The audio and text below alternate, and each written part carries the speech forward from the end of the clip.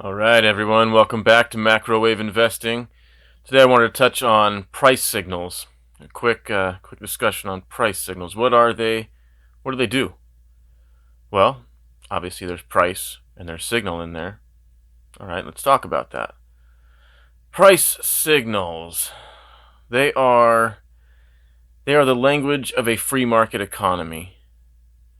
Price signals convey to manufacturers and distributors, to producers, to consumers, to everyone, what needs to be done, what needs to go where, why it needs to go there, how much needs to go there. Price signals are extremely important, and when they get disrupted, everything gets fouled up. They are the foundation of a good, smooth running, free market economy. Which free, I don't think we've seen that in a really long time, if ever. A free market would actually be Bitcoin, where it's peer-to-peer, no third party, permissionless, just go and do it. Bitcoin actually runs on a pure price signal. That's why they say the price is so volatile. Also, too, the dollar is volatile. So you're dealing with two prices, two volatilities essentially. That's getting kind of into the weeds, though. Back to price signals. Price signals are a way of communicating.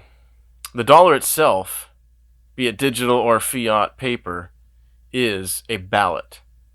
It's a way of saying, hey, I put so many of my ballots into this item. I put so many of my ballots into the worth of this item. Or I don't put so many of my ballots into the worth of this item, depending on the price. Right? If the price is high, generally people don't pay as much for an item if it's not worth it. That way, the manufacturer, the producer, the distributor, they all know, manufacturer and producer about the same thing. They know that, hey, the price is too high. Maybe we need to stop making a few less of these things.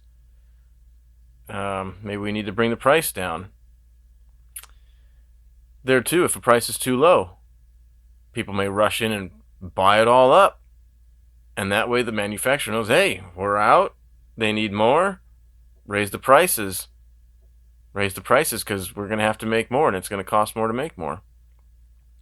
Price signals tell the market, which the market is just everybody in the world, they tell the market where things should go and where things shouldn't go. They're the lifeblood of the market. Manarino likes to call that crude oil. I'll agree with that. Price signals.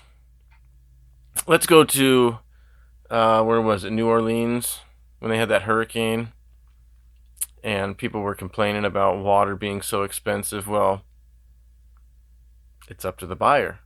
Is that water worth it or is it not worth it?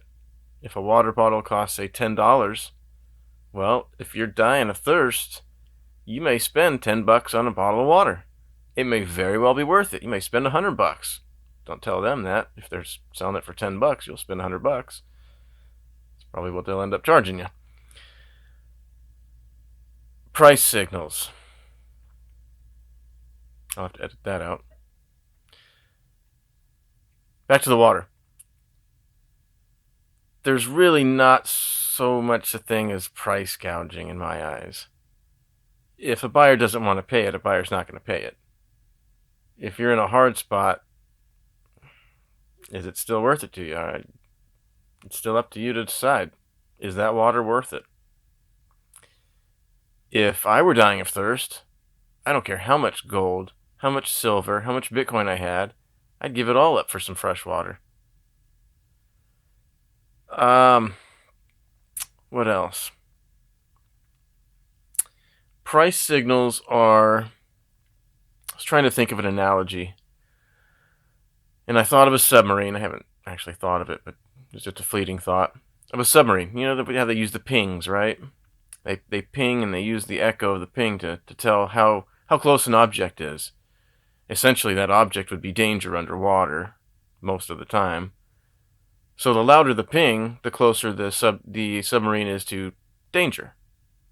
Well, if we equate that loud ping to a high price, essentially that's the same thing with products.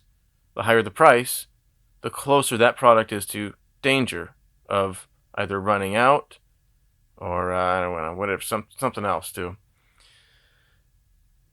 So that's a quick introduction about price signals, what they mean, what they do.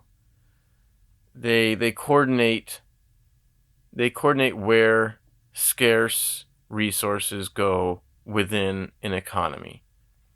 If say, let's go back to water. If the fresh water is not as abundant as we want it to be, and let's say over here on the west coast here in California, we're having a drought.